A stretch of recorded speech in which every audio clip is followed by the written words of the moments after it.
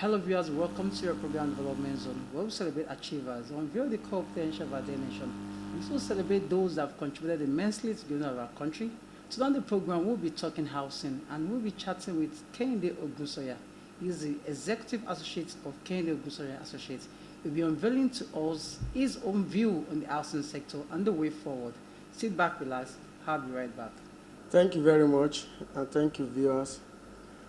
The company or the firm, Kehinde Ogunsanya Associates, started in the year 2008.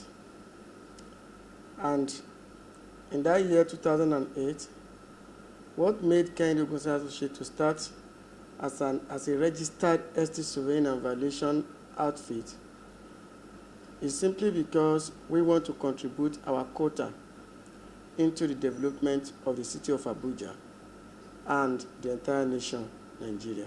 The high cost of living, like we all know, there are three major aspects of life: food, clothing, and shelter. And all these aspects of life cannot easily be come by. Shelter, for instance, that we are talking about, in the Nigerian statistics, we have shortage of shelter supply, that is, shortage of housing supply. Now, the nature of housing supply in Nigeria are just of two kinds. One, housing supply in terms of quality, and housing supply in terms of quantity. The rural person or the rural man will just want a building, a roof over his head, whereas the urban person will want a quality building where he could call a home. And every shelter or every housing is supposed to be actually a home, wherein you go to work and come back, you are happy to come and rest, take your rest. But in the Nigerian sector, there is that shortage up to this moment of housing supply. And one of the reasons for this shortage is basically the issue of land allocation. How do you get land allocation? It is a very serious matter to get land allocation from the government. And when you try to go through the villagers or through the area council, you always have one challenge or the other, particularly in Abuja here. So because of that, you are left with going to the open market to buy land.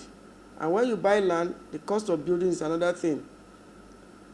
Housing or properties is not like going to the market to pick an item off the shelf. It's not like going to the market to buy a car. It requires a lot of preparation, and it is capital intensive. Because before you can gather the money to buy a house, most of the options available is through loan.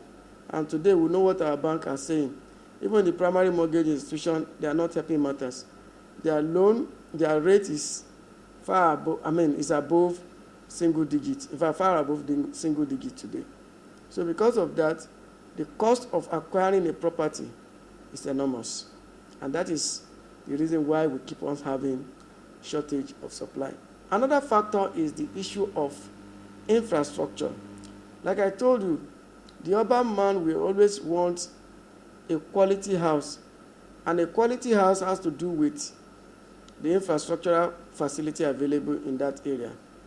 When I mean by infrastructure, I mean road, good road, access road, water supply, electricity supply, and drainages, and all these contribute to give you infrastructural supply in a particular location.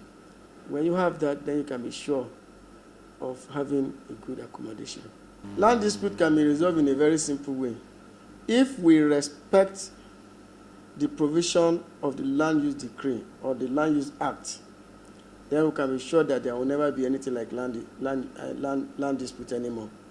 Today, based on the promulgation of the decree or the act this time around, every land is vested in the state governor, and the federal land is vested in the president. So no one can lay claim to any land anymore, going by the provision of the Land Use Act. But you still see today that some people still lay claim on land, telling you that this is my ancestral land and I cannot part with it. My little experience in terms of compensation assessment shows that people can do anything because of land. People dying, people killing themselves because of land. Whereas the provision of the Land Use Decree says every land is vested in the government. So if you have this at the back of your mind, and the government actually going to possessing the land, then no single individual can lay claim to a land. The only land they can lay claim on is just the land that has been allocated by the same government, and it's going to be for a fixed term. A fixed term meaning that, like in the federal government, you have the allocation that is just for 99 years. In the state government, it's for 99 years. When you come down to the local government, then you have the years reducing. You have the 60 years, you have 45 years. So what it means is that you're only entitled to hold that land for that period of time, after which it reverts back to the government. Thank you very much, sir. Yes, thank you very much. There is a lot that government can do. And it's because there is absence of government in the land, in the housing sector. That is why we have this setback and we have this backlog of shortage of supply. One of the things they can do is, one, to open up new areas. Open up new areas. The ways of opening up new areas is that you allocate land to people who are willing to develop. Then when you allocate land to people, you provide the necessary infrastructural facility. When that is done, you see people moving on to develop. The second aspect, the second way they can help to bridge that shortage of supply is that they make funding available. Funding, I mean finance. And how do they make funding available? Let them strengthen the Federal Mortgage Bank. And the Federal Mortgage Bank on their own should strengthen the primary mortgage institution. When these two sectors are being strengthened, then there will be no need going to obtain loan from commercial bank at a commercial rate, which is about 25%, 30%, 35%. Now, if they strengthen this Federal Mortgage Bank and primary mortgage institution, the highest they can charge is single digit, highest 9%. And with that, you see that a common man will have property or will have a roof over his head. And another thing that the government can do again is to go physically into the construction of houses. Just like we had in those days during the regime of Shehu Shagari, there was physical government presence in the housing sector. And the government went into all the local governments and built quite a number of houses, ranging from 1-bedroom flats, 2-bedroom flats, 3-bedroom flats. And you can be sure that in those local areas, land is not an issue. But when you come to the city, then land becomes an issue. As government is providing their own housing sector, housing supply, then the private individuals are providing the housing supply too. With that, it will breach the shortage of supply. Another way the government can also come into it is that we have some institutions already on ground, like the Federal Housing Authority. Government should also strengthen the Federal Housing Authority so that they can build houses.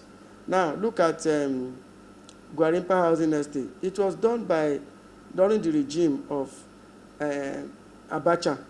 And today, that Gwarimpa Estate happens to be one of the largest single estates in the whole West Africa, or in the whole of Africa, if I'm not mistaken. So, government should come in and participate. They should not leave the provision of housing into the hands of private individuals alone.